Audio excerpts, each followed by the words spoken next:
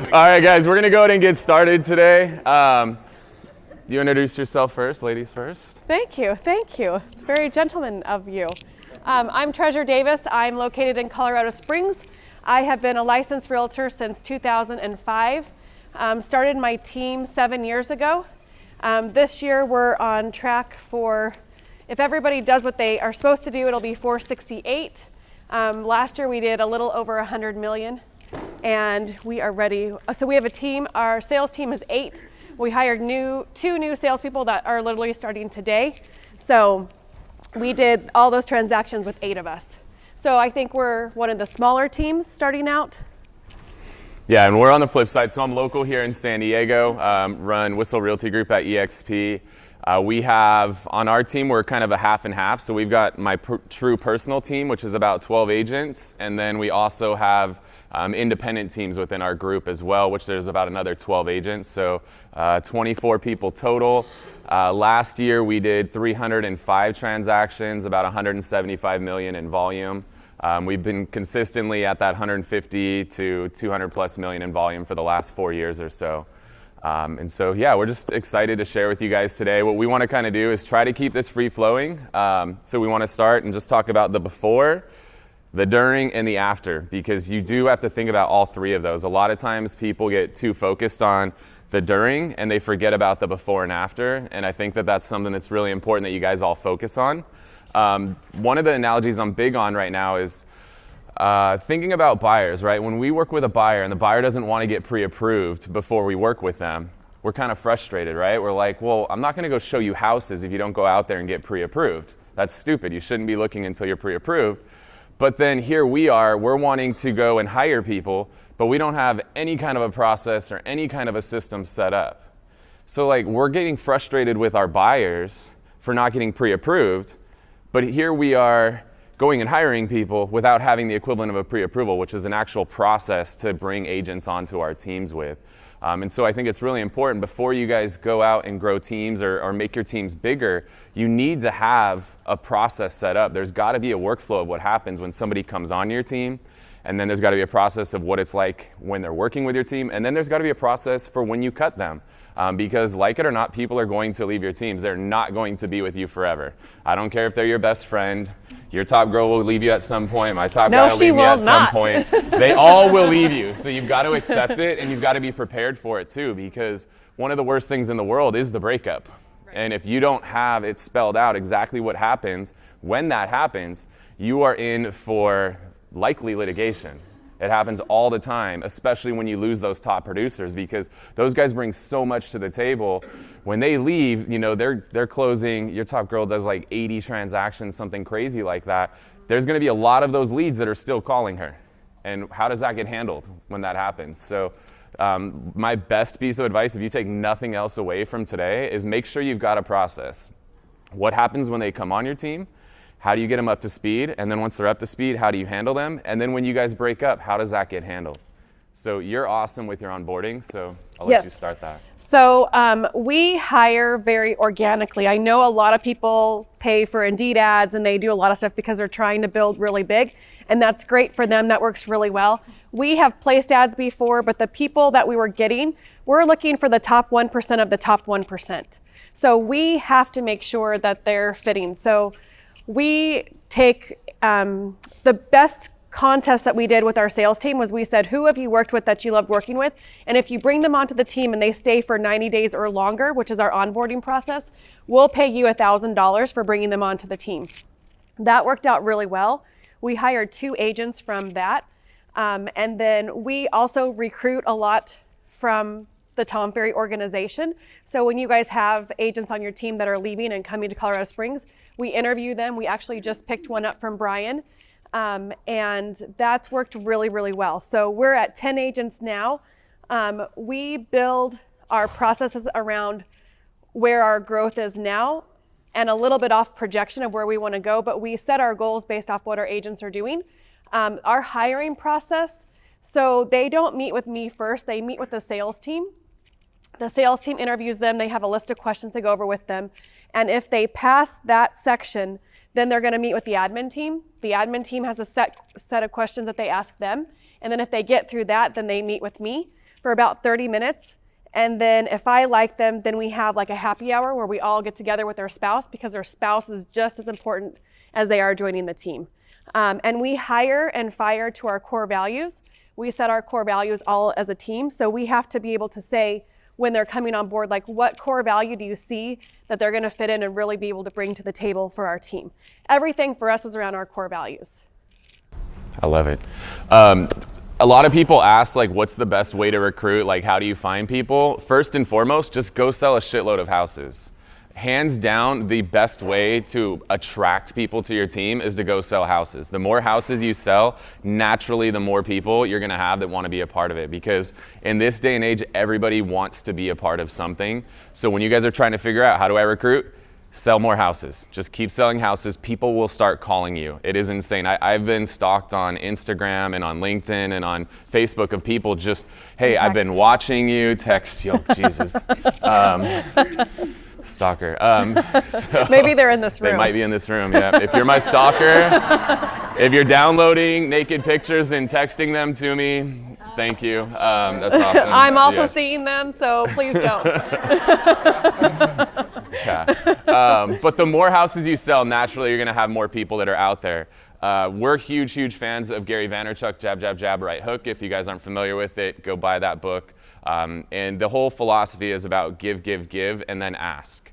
So right now we are jabbing, right? We are out here and we are just giving. We're sharing what it is that we do to build our teams. Well, if you do the same kind of thing in your local market, that's a really good way to get out there and jab, because when you can go and speak, and like, you should offer yourself up to everything, all of the different organizations. So there's like Women's Council of Real Estate, there's Young Professionals groups, there's NAREP, ARIA, NAREB, all the different groups that are out there that are always doing events looking for speakers. Volunteer yourself for that. That is one of the best ways to get your name out there, and it's one of the best ways to jab, because jabbing is all about just giving. And so if somebody comes to one of those free events, or they'll even pay to go see a lot of those events, and they go and they're like, holy shit, that dude's a badass, or she's a badass, like, I'd love to work with her. That's a fantastic jab, because you just gave them some content. And now they're seeing that and they're like, wow, if I learned that much from them in 30 minutes or an hour, whatever it is, what would it be like to work with that person? So really good tip to do that. And think about other things that you guys can be doing. Offer yourself up to be on podcasts, to be guest on people's webinars, to do all of that stuff. The more you can get your name out there where you can add value, the better. And don't be afraid to share what you do. Like, I can give you my listing presentation, I can give you everything, you're not gonna use it. So like, when you guys are out there and like when you're on stage, like, don't feel like, oh, I can't tell anybody about this. Like, they're not gonna do anything with it. 99% of them, it's just gonna go in one ear, out the other. So like, get over it. Nobody's gonna do it as good as you. Even if you tell them exactly how to do it, they're never gonna be as good as you. So go out there and jab. Like, we have a group on Facebook called the Whissel Way. You guys are all welcome to join it. And all we do in that group is we just share little snippets from our office meetings. We share when there's a new tool or new technology that we're using in our business. We just share. We constantly are sharing. The Whissel Way. If you go to thewhisselway.com, it'll direct you into that group. It's another really good thing, because like Treasure, we get a lot of agents that want to relocate to San Diego. Or somebody in the group might know an agent who's relocating to San Diego, and they're like, dude, Kyle does so much to help out. Like, I should totally hook him up. And we get a lot of agents that way. And you get a lot of referrals that way, because again, the more you're doing, the more you're jabbing, the easier it is to come in with the right hook. And that's the philosophy of jab, jab, jab, right hook, is give, and then you can ask. It's a lot easier when you do that. One thing that we do for is I know a lot of you are on Facebook with me, but we have a favorite realtor party. So we're getting ready to do that in March, where everybody on the team nominates 3 realtors that they worked with over the past year that they loved. And then we invite them to our office for drinks, happy hour, food, just to have a good time. Again, we're not recruiting them. We don't care if their brokers come with them. It's not about that. It's about saying thank you for being an amazing colleague in our industry, and we loved working with you, and we hope to do more transactions. That does 2 things. First, it builds really great goodwill in your own marketplace. And secondly, when you are up against multiple offers and you built goodwill with them and your offers are the same, the likelihood of them taking yours over someone else's goes up. And also, if they're looking to someday down the road, if they know of someone or they're looking to leave their brand or do something different, you're the first one they think of.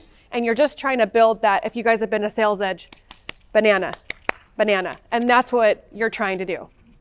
So talk about your onboarding process, because you guys were using Adaptive, you switched over to a different system. So talk through that. Yes, so we spent a lot of time and money and energy and everything and put everything into Adaptive U, because it could give you tests and you could set it up so that you know coming on what basic skills the sales team has, because people are amazing in interviews. They can go on YouTube, they can research, they can look at your team, they can watch your videos, they can see exactly what you're looking for. So when they come in, everything they're saying is spot on. But you really don't know until they come in, like really where you at, like really where your ethics at. Like if you're faced with this decision or this decision, which one are you gonna pick? And we give them ones where we're like, okay, this is the only way, but these are the other ways that people may do them. And if they pick that, then we coach out really quickly during that first onboarding process. But we spend a lot of time. So we have a structure where when they come on, I have a sales manager, and so she takes them under her wing, and the first 10 to 13 deals are under her. She gets a cut of that. Part of the team pays for the cut of that, and she mentors them and holds their hand to make sure that they get through Adaptive U, they get through Boomtown, they get through all of our training that we've set up. We want them to go in knowing that this is what you're gonna have to do. Then we give them archive leads, and we tell them they have to convert 5 within the first 30 days. We do not have ISAs on our team. We're different than that. Well, you have your agents start as ISAs. I'll go on an ISA rant in a little bit. Go ahead. Okay, and then we'll fight about that. So we'll save that for a minute. But we don't have ISAs. We want our agents to actually know how to fish, not wait for the fish to plop into the boat. And so we started in short sale, bad market days. So we know how to door knock, go after bank owns, short sales, foreclosures, do the hard stuff. And a lot of our agents are newer, and so they're just used to internet leads, coming in, calling, showing one house, writing a contract. That's what they're kind of used to. So getting them into the days, which is where we're at now, and you have to actually work for your business, has been a new thought. So we're setting them up to do that right off the bat. Like, you have to convert, you're getting the archive leads, there's gold in those, you have to get in and follow up on all of that. So that's been really good for us to do. Sorry, I don't mean to have my back to you guys. So we have a really strong onboarding process. I actually don't touch the onboarding process. I meet with them twice a month, and then my sales manager does the other twice a month, and then we compare. So we have a Google form that they fill out before the one-on-one. It goes to both of us so that I can see it, she can see it, and then after it, we make notes. So if they say, oh, we have a comment about this or this, then we can just hop on and get that. So if they're like, I'm struggling with Boomtown, then I can send them videos to watch for Boomtown before their one-on-one. So. Cool. And so one of the things she mentioned a couple times was Adaptive. That's what's called an LMS, or a learning management system. So you guys should have some sort of learning management system in place. We've been using Adaptive. I think it's adaptiveu.io, which it works. It's a free system, which I think we all like free stuff. But we found that there's limitations with Adaptive. The issue that we've run into is our ramp-up process is 8 weeks. And so it's like, week 1, watch this video, watch this, do this, do that, do this, do that. The problem with the Adaptive system is you have to open up all 8 weeks to them at once. And agents cannot focus to save their freaking life. So they're like, let me watch this week 1 video, and then let me take this week 8 quiz, and then I'm gonna come to this week 3 thing. And so agents aren't good with that. Agents need structure. And so we've been struggling with it because it's not as structured as we want. We need agents to understand that they've got to finish something before they start on another. And I'm gonna go on a little tangent with this, because with agents, you guys got to understand that running a team is not for everybody. Like, to have 20-something people like we have, or 10 people like she has, that's not for everybody. So don't think you have to have a team. That is not for everybody. Like, I'm balding, I'm going gray, like, it's all because these fucking team members, okay? It is from teams, all right? This is not for everybody. What you guys are gonna understand, now that I have a child, that Agents are very much like babies, right? So here's how this works. When you guys have a baby, when they're very young, they can't even get out of bed by themselves. Like, you've literally got to go in there and physically pick them up and take them out of the bed. You got to do the same thing with most of your agents. They can't even get out of bed on their own. So then you get them out of bed, now you got to make them a bottle, right? And you got to actually put it together for them and give them the bottle and put it in their mouth because they won't do it themselves. And then they'll take like half the bottle and then they'll throw it on the freaking ground, right? Because they'll stop halfway through and you got to pick the bottle up and you got to put it back in their mouth. And then you're going to go about the day. Then they're going to shit themselves, right? And now you got a big mess you got to clean up. Like, babies are just like agents. If you're not prepared for that, if that's not something you're willing to do, like, maybe running a big team isn't for you. You've got to understand it's not for everybody. And the larger your team gets, it gets tougher. It gets a lot harder. You got to start having more, management and more layers in place to deal with all that. So you really got to decide if it's right for you. Tom talks a lot about like the Navy SEAL team and all the other different team types. Figure out what's right for you. I know some people that absolutely kill it where they're the agent and they've got 4 or 5 W-2 employees and that's what works for them. In all honesty, that's the most profitable model, hands down. 1 agent and 4 or 5 W-2 employees. Hands down, the most profitable team that you could possibly run. Now, it is also the team that does not exactly allow you a lot of free time or the ability to go take vacations or go do the crazy stuff that you want to do. So highest profit margin, but it doesn't give you a whole lot of freedom. Business literally depends on and revolves around you. Or you can start to grow your team up and get bigger and bigger. That's up to you. But you got to decide what style of team, what structure, how big do you guys want to get with it. But back to the LMS, you've got to have a system in place that agents follow. So now, week 1, you got to complete all of these things, and week 2 does not get unlocked until week 1 is complete, because we got to keep them focused. Got to put the bottle back in their mouth, wait till the bottle's done before we give them the next bottle. So the one that we're switching to, I wish I had an affiliate link set up for it already. I don't, but it's called Talent LMS. I don't know, Google it. I should have. I'll hit them up. Just put my name in the referral box. That's the one that we're switching to because it's a lot more structured. And so you can force them to complete certain things before it unlocks additional things, which I think is very, very important. Now, the LMS that you put together, you should spend a ton of time on that because that is everything. What do you want these guys to know? So you need to build that out because what happens, and I know when I first started, I'd hire agents and I really didn't have a plan. So then what happens is the agents, you tell them like, all right, go do this. And then they're like, okay, I'm done. What do I do now? And you're like, go do that. What do I do now? Go do that. What do I do now? I don't want that. I can't handle that. So the more time you put into building your LMS out, the less of the tap on the shoulder you're going to get with what do I do now. So spend a lot of time. You should spend weeks, if not months, building out your LMS. And another mistake that we made a lot was being lazy about it and just saying, hey, watch this video from Mojo, watch this video from Boomtown, and trying to rely on the videos that the providers put out there. But the thing is, you don't necessarily use all those technologies the same way the providers use them. You maybe only use little bits and pieces of it. So don't give them the ins and outs of the entire system that's like 4 hours worth of videos if you only use it for one small thing. So I recommend you guys record your own videos. Just hop on Zoom or one of the other services and record how-to videos for your team of exactly how your team uses it, so you don't fill their head with a bunch of nonsense that they don't need. Other parts that we like to have in the LMS, there should be a ton of shadowing in there. So if you guys are bringing people on your teams, like, I don't ever go on an appointment alone, ever. For 2 reasons. One, I hate driving, so I love having somebody come with me so they can drive me to and from appointments, which is great. Although then it sucks. One of my guys just ran into a curb and scratched up my rims. I'm like, what do I do?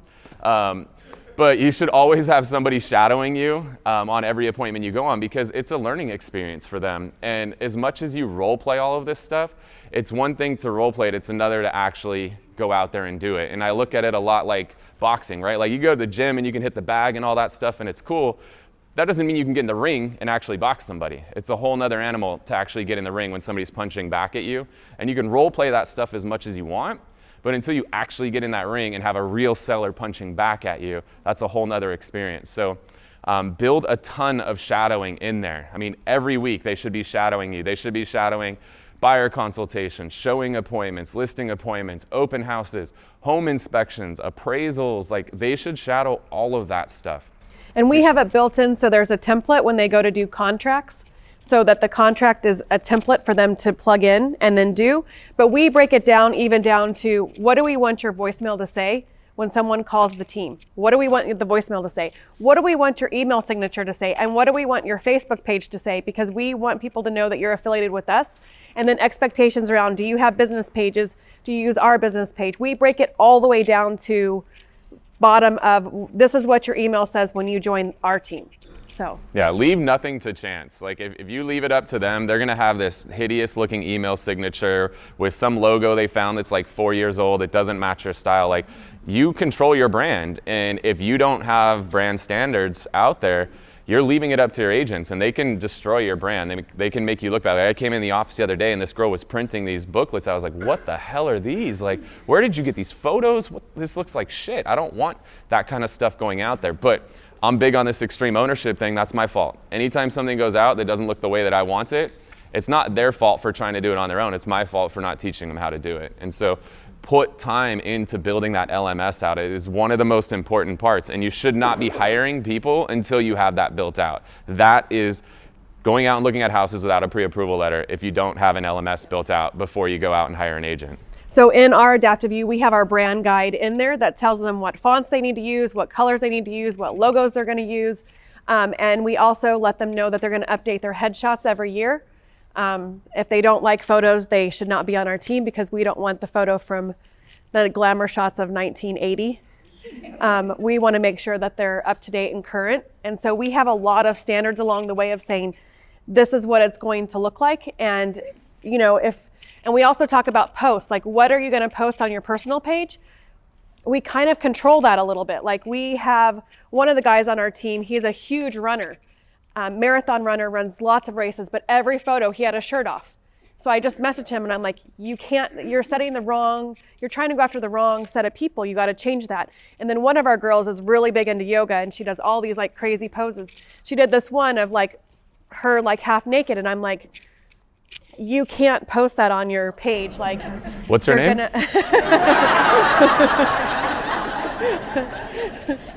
You already have a stalker in this room, so let's not go there.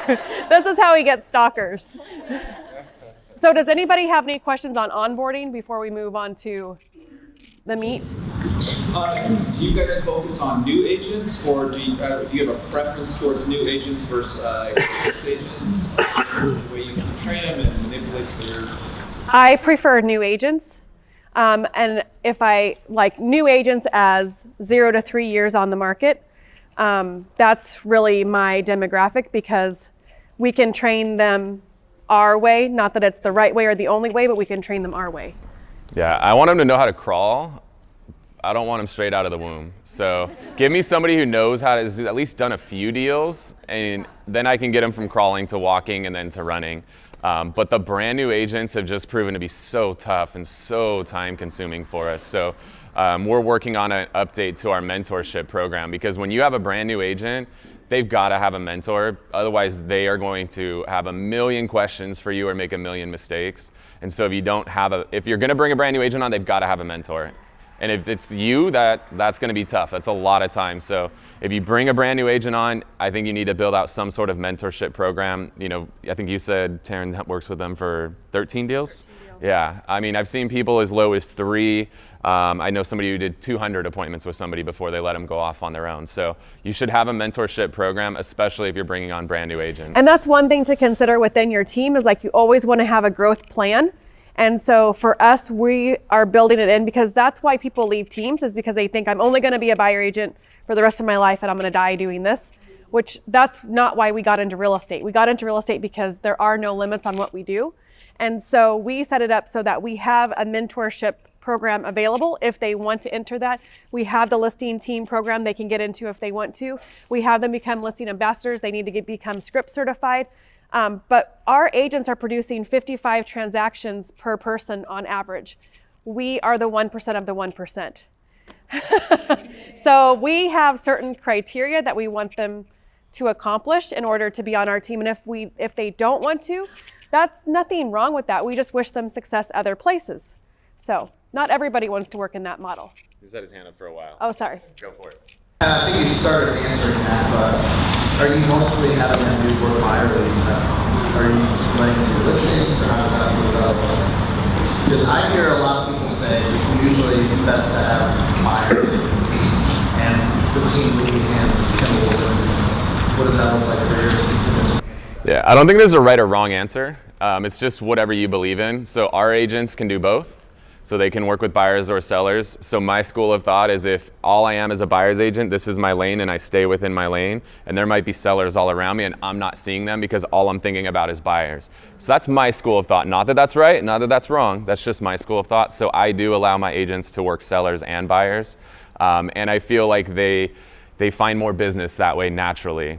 Because if they find a seller and they have to pass it off to somebody else, I don't know, it feels weird to me. Again, I know a lot of teams crush it with that model, and I'm not knocking the other side of it. That's just our choice. What I believe in is what I go with. But if they are going on listings, in the beginning, they've got to have somebody with them on all of their listing appointments in the beginning, because those are much harder to close. Those take a higher skill set than a buyer, because a buyer just needs to be listened to and somebody to hold their hand. A seller, you got to sell. So we are not letting our newer agents in the beginning go on listing appointments alone. We have to go with them. So either me or my sales manager accompanies them. Yeah. What is the best structure as far as splits that you have? Is there to a certain level, maybe 10 agents, another agent split, and then maybe you grow and that changes? What does the model look like? Whenever you're looking at like what you do for your team, always keep in mind growth.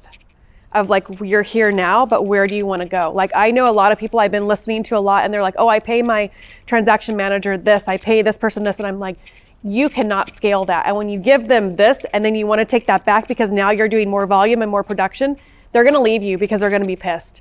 So build it for growth. So for us, we do 50-50 on everything. Doesn't matter if it's yours, mine, the president's, I don't care whose it is. Like when it comes in, it's 50-50. On the listing stuff, that's mine. If you are on the listing team, then it's a different split. So we take, on listing stuff, the cost of listing comes off the top and then it's 50-50 because listings are more expensive. And then if they're on our listing team, which means they're taking my personal production, then they're paid at a 35% split because they're working that for 4 hours. Because of everything we have on the back end, they're spending 4 hours on that. So then they're paid 35% of that just to leverage my time. So, yeah. But it's 50-50. I don't care if you're doing... Any listings at 100%? Yes. So last year I sold 125 houses on my own. On your own, and then your team. So do you choose what leads you want? How does that disperse? If they fit into my schedule, I take them. And if they don't fit into my schedule, I pass them off. She shows up to her office, it looks like this every day, but you guys are all sellers, like begging her to list your home. Like, that's pretty much how it works. Thank you. So it's schedule based, it's like your time. Like, so you're here now, so obviously you're here, so you give it everything. So I know that I'm going to get 35% less, but I'm not the one doing the appointment. Leveraging my time. Yep, to do what I love. So. Yeah. I'm assuming you have a clear understanding with your listing team that those are still your clients. Yep, we put that all into writing. We sat down with all of them and said, if you want to take listings, you can. This is what it looks like. If you want the potential to be on the listing team, this is what it looks like. And if you don't, that's okay. One of the girls that joined the team came with, her husband is in the military, and she came with like 6 listings to the team. Well, I'm not going to take that business from her. So I worked it with her, and then through that process, she's like, I don't want to work sellers because buyers love me. With listings, they love you or hate you very quickly. Like, there's nothing in the middle for them. Either you sold it super fast or you're not selling it, and they want to know what you're not doing to sell their house. It's never that it's overpriced or that it's... So we have to set that up so that it's very clear. And that's the thing, is like making sure that you're forward thinking of like, okay, I got to think growth, it needs to look like this. I need to think this, it needs to look like this. And leveraging the people in this room to say, okay, I'm thinking of this idea. Like, what do you think? What should I add? What should I change? Bouncing off of people in this mastermind ecosystem is huge because I have not actually created anything. I've taken bits and pieces of what everybody does and then made it my own. So. Yeah, I want to get through a couple more pieces of content. We'll come back to Q&A. Okay. I just want to hit the during and after really, really quick so we don't run out of time.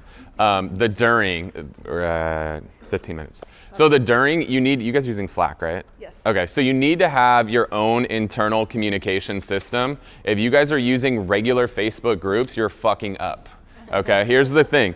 You cannot go on Facebook and be on it for less than 5 minutes ever, because the problem is there is so much other crap going on. There's all kinds, there's cat videos, there's pig videos, there's all kinds of crazy stuff, right? You cannot force your team to go onto Facebook. There are way too many distractions on there. You need to get them off of Facebook.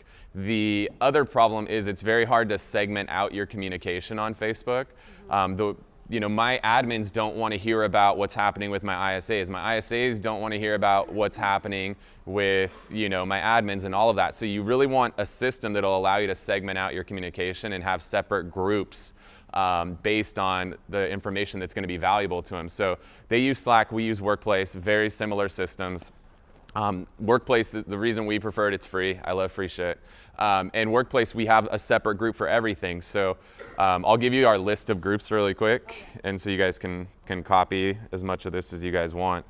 And the beautiful thing with Workplace, the reason we like Workplace over Slack, one, it's free, and two, it is Facebook. It's just your own private Facebook. So there's zero learning curve, where Slack has a little bit of a learning curve to it. So the groups that we have a company group, which is essentially anything company related. We have a group for the team, so that's for my internal team. We have one for important info. If I put it there, it's important. Read it. We have one for wins. Wins is amazing for culture. Like, that is probably your most important group, is a wins. Just recognize people for anything that they do. Hey, congrats, so-and-so just set their first appointment. Hey, I saw so-and-so at the gym crushing their goal. Like, whatever it is, just recognize people as early and often as possible. Wins is probably our most important. We have one for EXP Talk, just for brokerage specific stuff. We have one for vendors. So people are always, hey, who's got a roofer? Who's got a plumber? Well, now you've got one group where all of those things are in one place. So you could just go in that group, type plumber, and you're going to see all the past posts of people looking for plumber. We have a listings section. So that's like coming soons and price reductions. We have one for random, which is anything non-work related. So that's like, hey, we're going to go golfing this weekend. Who wants to go? Or stuff like that. We have one for open houses. So that's where we're offering up open house opportunities. We have one for our independent agents. We have one for our ISAs and one for recruiting.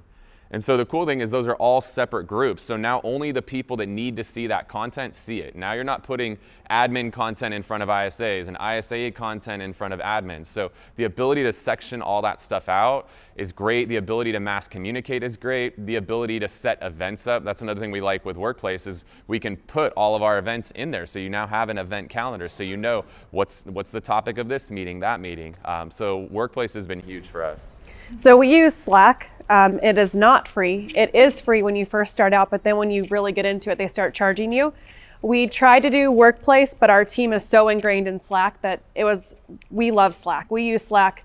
Like, I had 27 messages this morning from Slack. So we have all the same stuff as him. We have like a coaching call homework one, because we're in Team Plus, so our team gets coaching calls.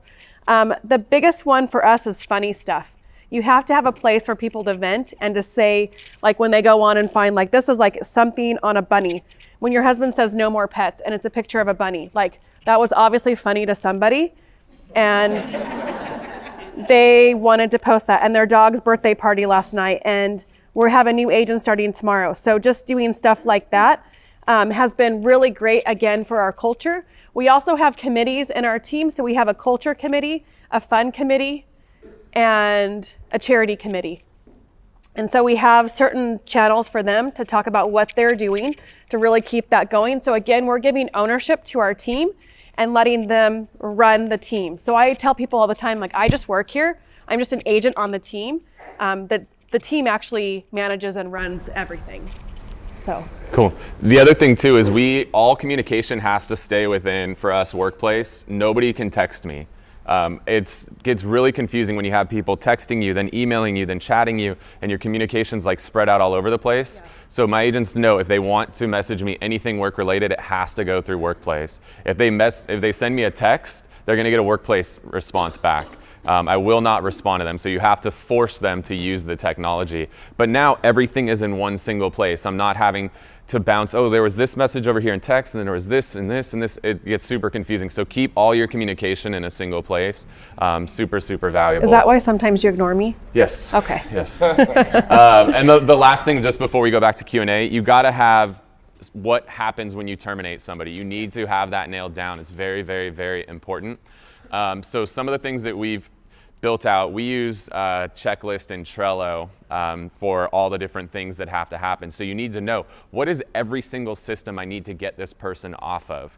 And you need to know what's the order of priority of getting them off of those systems. So for us, our two most important systems is our Boomtown CRM and Mojo. And so we know when we have somebody coming in, most of the time you know when they're coming in to leave you. You just know, you'll have that feeling. But you also know when you're bringing somebody in to cut them as well. So what we do 30 minutes prior to the appointment to cut them is when we start cutting access off to everything before they actually get to the office. But we do it 30 minutes before because that's usually when they're in commute. And so they don't realize it. If you do it too early and they go and they can't get into their account, it's kind of, it changes things. So we try to have the access cut off when they're on the way to the office as opposed to after Brian, they leave. check yours. You're busy right now. Yeah, so we start cutting the access off early to those systems. I think that's really important because as soon as you cut people, they get pissed off and they try to figure out like how can they sabotage you. We get them out of workplace as well because otherwise they'll go and post messages and hate messages and talk shit about you. So you just need to get them off of all of those systems. So you need to know what are all these systems I need to get them off of and what order do I need to get them off and who's doing what with all of that. So it's very important to have that set up. And you also need to have built into your agreements what happens when somebody leaves. So if you guys use a lot of the default agreements out there, they say like, well, you will not talk to my leads for 2 years or whatever. But what if the lead calls them? What happens? How does that get handled? Most of the boilerplate agreements I've seen, like California Association of Realtors just put a new team agreement out. It doesn't spell out what happens if somebody calls them. Because you could tell your team, you're not allowed to talk to any leads that I generated for you. But what if the lead does call them? Do you want them to tell them like, sorry, I can't work with you? Like, they're not gonna do that, whether you tell them to or not. So you need to have a plan in place. What if one of your leads 6 months down the road calls them and says, hey, I'm ready to list my home right now? Do you want them to say, sorry, I can't work with you, you gotta call the team leader? Well, then you might lose everything. So for us, we just have a referral agreement in place. So it says you cannot actively connect with any of our leads. But if one of our leads connects with you and does business with you, you're still paying us a 25% referral fee. I would rather get 25% than get 0.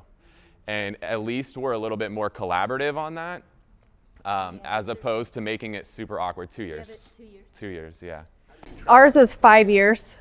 Ours is 5 years, and we get 50%. And we check once a team member leaves, we check the MLS every quarter. It only takes a minute. Because they don't close shit after they leave you. Yeah.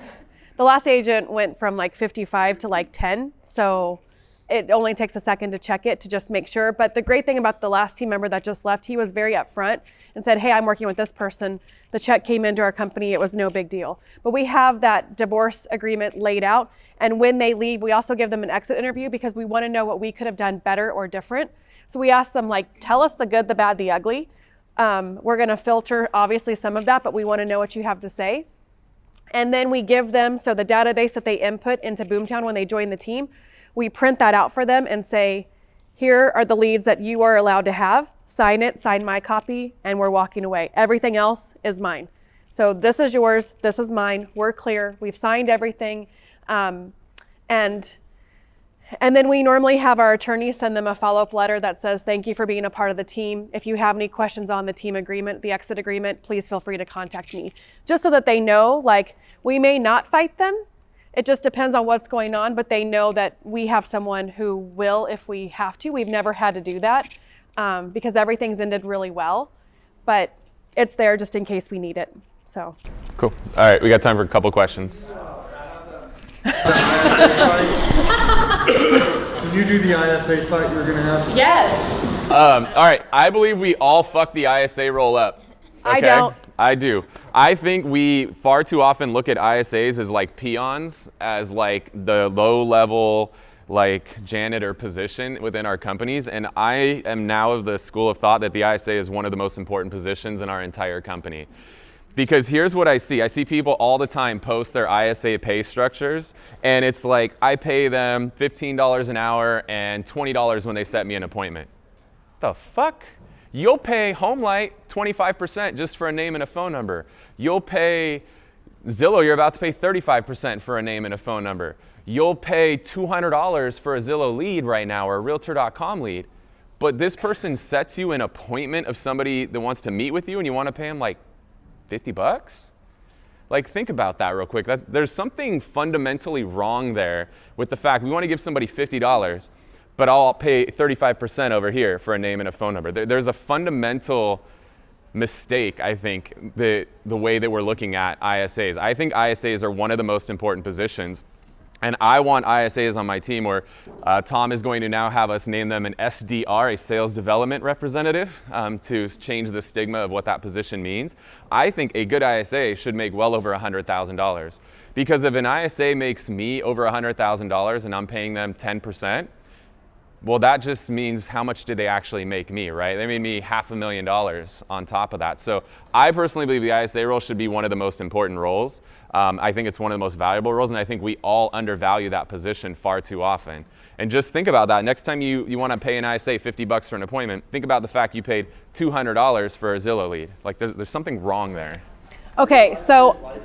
Yeah, because if you're paying them a percentage on closing, they have to be licensed. Okay, before we end, I do not believe in an ISA model at all. I do not believe that there's a need for ISAs in our industry at all. I think that it's teaching agents to not actually know how to do the hard things that we learned how to do. When we got in the business, we didn't have internet leads. We didn't have ISAs. How old are you?